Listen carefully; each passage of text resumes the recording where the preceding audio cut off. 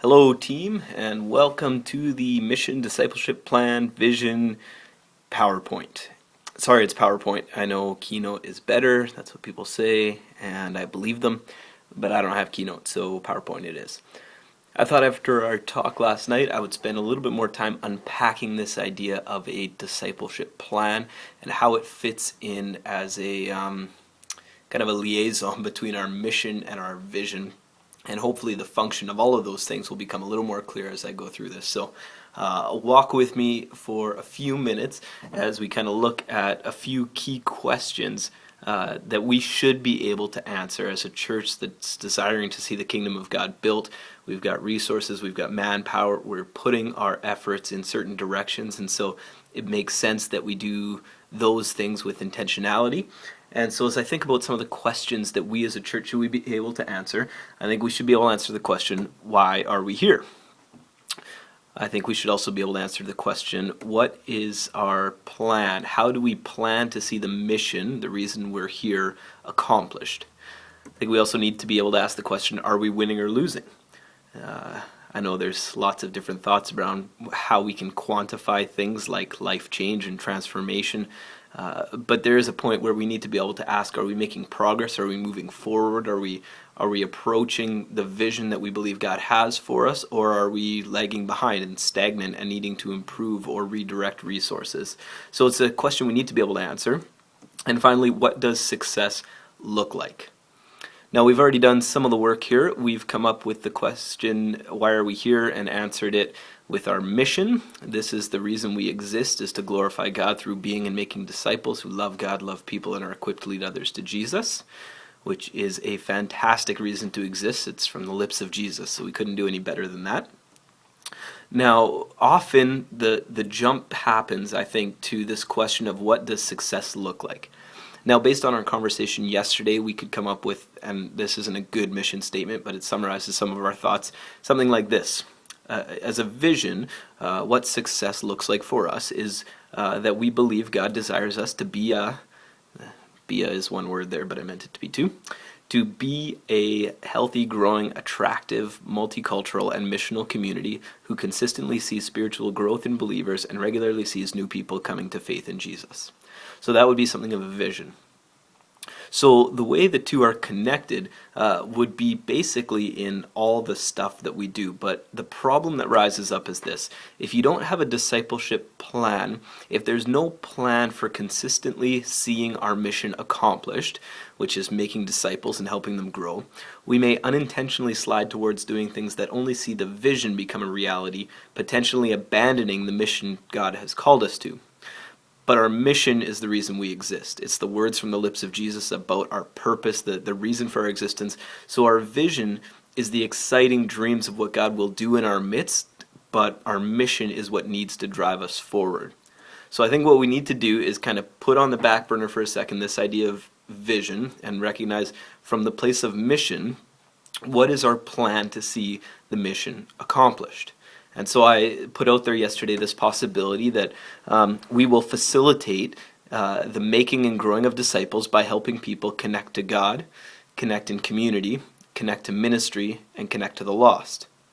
And so that would be kind of more flesh around the bones of the mission. This is a little bit more the practical outworkings of it. And then within each of those categories that we desire to see people fall into and grow in, we would have different ministries and strategies. So for example, in connecting to God, we might see that being one of the primary focuses of our Sunday evening services, prayer and worship nights, freedom sessions, things where people are connecting with God, being healed by Him, and building relationship with Jesus. Those would be things that we would desire to see in all the people that come. Connecting community would be things like community groups, men's and women's ministries, mentoring relationships. We would put effort into those things to help people connect in community. We would connect people to ministry, whether it's a media or worship team, whether it's missions or local outreach, somehow helping people discover their gifts and use those within the church. And we would be helping people and encouraging them to connect to the lost. So this would be evangelism training, possibly sports ministries, ESLs, that kind of stuff. And so if we're doing those things and we're intentionally helping people grow and deepen their commitment to Christ and to the church, we would then at some point have to ask the question, are we winning or losing? Are we doing this well? But the question itself depends on where we believe God is taking us. If we don't answer that question first, we can't really evaluate if we're winning or losing or making progress or standing still. We need to know where God is taking us, where we believe He's asking us to go. And this is where the big dreams and the vision come into play. And so this is the time when a vision comes into play. We believe God desires us to be a healthy, growing, attractive, multicultural, and missional community who consistently sees spiritual growth in believers and regularly sees new people coming to faith in Jesus. That's the big dream that we have. And when we talked about this yesterday, we realized that we can unpack the statements. And by unpacking these statements like healthy and growing, we can ask questions about whether or not we're doing what we set out to do. And so we would be able then to ask questions about our health, to gauge whether or not we're being faithful in what God is leading us towards. So is ongoing discipleship happening? Are we offering programs that facilitate ongoing discipleship? Is giving on the rise? Is volunteerism strong? Do we have a positive reputation in the community? Likewise with growing, are people coming to faith? Are people being baptized? Is attendance on the rise equally across all programs? Why or why not? And on and on. And so as we look at this, we have in the first two categories a desire to stay very closely connected to the mission, the reason that God has called us into existence in the first place. And as we move across the other two categories, we find the vision being something that we look forward to, that we dream big about, that we're excited about God inspiring in us, but we never move forward towards the vision at the expense of the mission and the reason God has called us into existence. So we exist to make disciples, and as we look to be healthy, as we look to grow, as we look to be multicultural, we strive towards those things with a desire to see people come to know Jesus, to become disciples, and to us ourselves grow in being people who love God and love people. And so that's how some of these things kind of work together in my mind. So in essence, if we were to kind of number them, we would say answering the question, why are we here, is first, which we have done. I would say the second question that we need to come to some conversation and agreement on is, what is this plan that we have to see the mission accomplished? How are we going to make sure everything we do fits into our desire and our mission to glorify God through being and making disciples?